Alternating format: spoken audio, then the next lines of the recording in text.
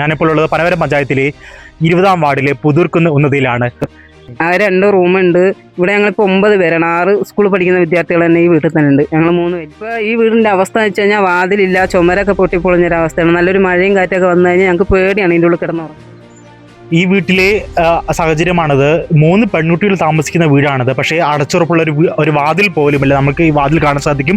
ശൗചാലയമാണെങ്കിൽ പേരിനു മാത്രമാണുള്ളത്.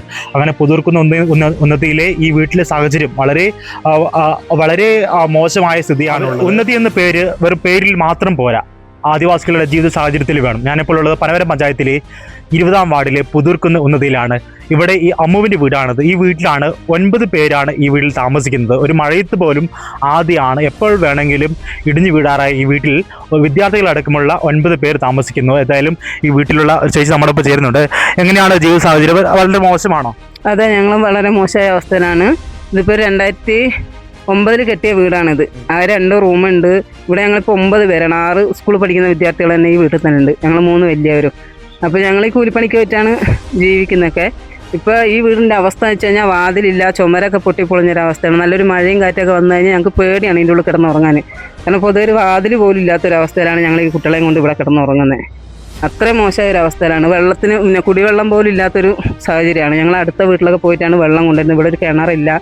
ഈ ജലനിധി വെള്ളം എവിടെയെങ്കിലും വരുന്നത് അത് എടുത്തുകൊണ്ട് വന്നിട്ടാണ് ഞങ്ങൾ ഇവിടെ കുടിക്കുന്നത് പോലും. അത്രയും ഒരു അവസ്ഥയിലുള്ളത് ഇവിടെ.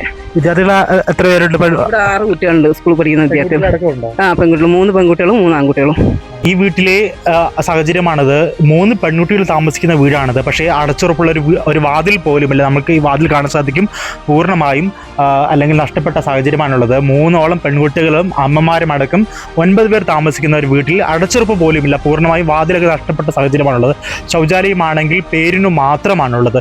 അങ്ങനെ പുതൂർക്കുന്ന് ഉന്നതിയിലെ ഈ വീട്ടിലെ സാഹചര്യം വളരെ മോശമായ സ്ഥിതിയാണുള്ളത്. 9 പേർ അടങ്ങുന്ന ആൺകുട്ടികൾ അടക്കമുള്ള 9 പേർ അടങ്ങുന്നവരാണ് ഈ ഇടിഞ്ഞു വീഴാറായ ഈ 2 മുറി അല്ലെങ്കിൽ ഈ കൂരയിൽ ഇവർ കഴിയുന്നത്. ഇതിൽ ഏറ്റവും സങ്കടകരമായ കാര്യം പെൺകുട്ടികളുള്ള വീട്ടിൽ അടച്ചുറപ്പുള്ള അല്ലെങ്കിൽ ശൗചാലയം പോലും ഇല്ല എന്നതും വളരെ സങ്കടകരമായ കാഴ്ച തന്നെയാണ്. ഈ ഗോത്ര പ്രശ്നങ്ങൾ നിരന്തരം ചർച്ച ചെയ്യപ്പെടുകയാണ് വയനാട്ടിലെ. ഇത് ഒറ്റപ്പെട്ട വാർത്തകളൊന്നുമല്ല, മറിച്ച് ഇങ്ങനെ ഒരുപാട് പ്രശ്നങ്ങളുണ്ട്. ഏതായാലും നമ്മൾക്ക് ശ്രദ്ധയിൽപ്പെടുന്ന കാര്യങ്ങൾ നമ്മൾ ജനത്തിന് മുമ്പിൽ കാണിക്കാറുമുണ്ട്. വിദ്യാർത്ഥികളടക്കമുള്ള 6 പേരാണ് ഈ വീട്ടിൽ താമസിക്കുന്നത്. പെൺകുട്ടികളായാൽ തുണി മാറി അല്ലെങ്കിൽ ഉടുക്കാൻ പോലും സൗകര്യമില്ലാത്ത തരത്തിൽ ഒരു വീടാണിത്. ഏതായാലും സർക്കാർ സംവിധാനങ്ങൾ ഉണർന്ന് പ്രവർത്തിക്കേണ്ടതുണ്ട്. വയനാട്ടിൽ അല്ലെങ്കിൽ ദിവസേന ഗോത്ര പ്രശ്നങ്ങൾ ചർച്ച ചെയ്യുന്ന വയനാട്ടിലാണ് ഇങ്ങനെയുള്ള നിരവധി പ്രശ്നങ്ങളുള്ളത്. ഏതായാലും സർക്കാർ സംവിധാനങ്ങൾ കണ്ണു തുറക്കുമെന്ന പ്രതീക്ഷയോടെ പനവരത്തെ പുതൂർക്കുന്നിൽ നിന്നും വി വിനീഷ്, വയനാട് ന്യൂസ്.